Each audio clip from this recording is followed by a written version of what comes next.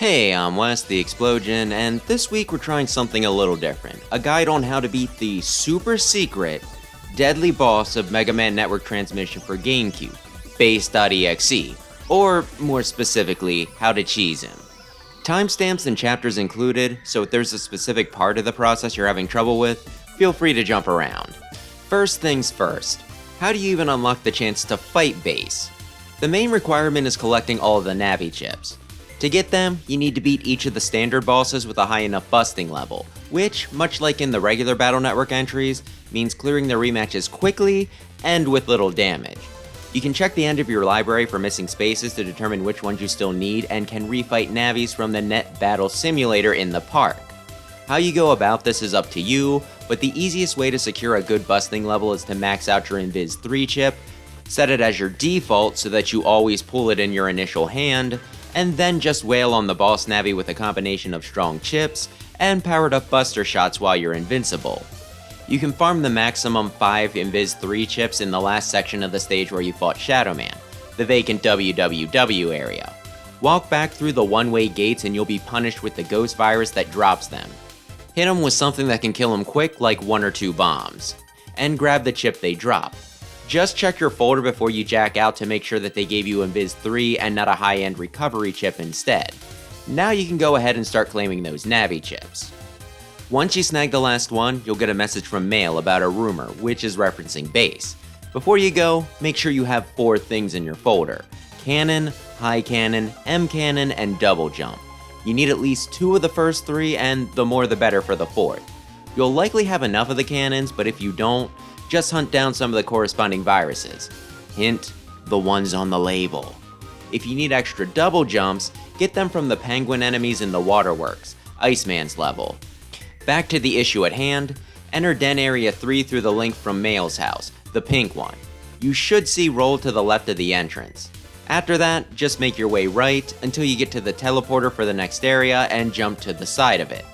Now is when you'll need that double jump.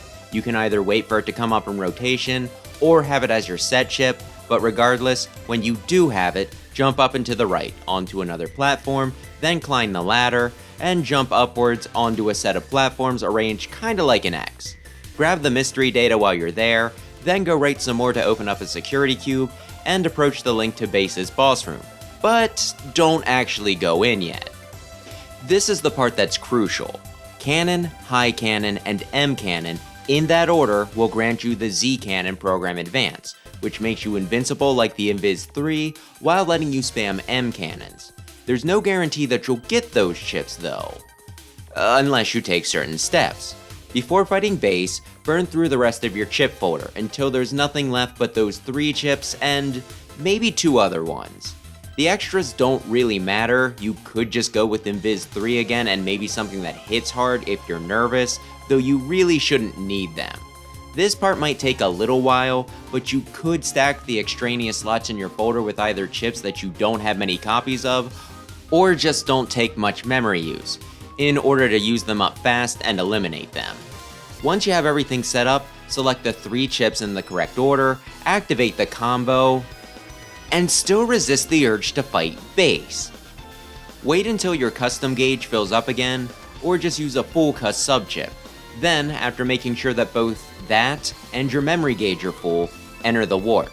After a short cutscene and some dialogue, the fight begins.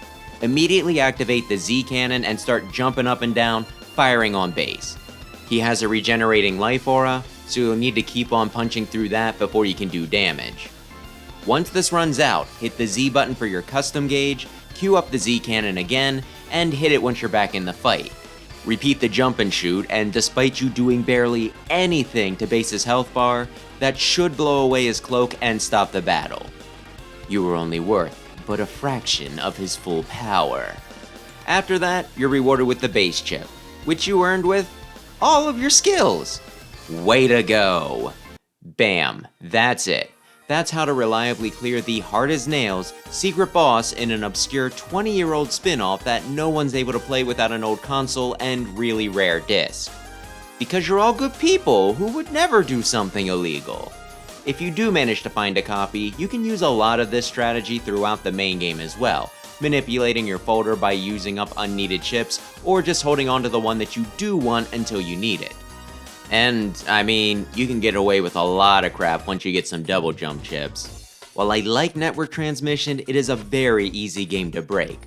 Anyway, bit of an odd title to pick, but if Capcom ever decides to re-release network transmission, I'll be ahead of the game.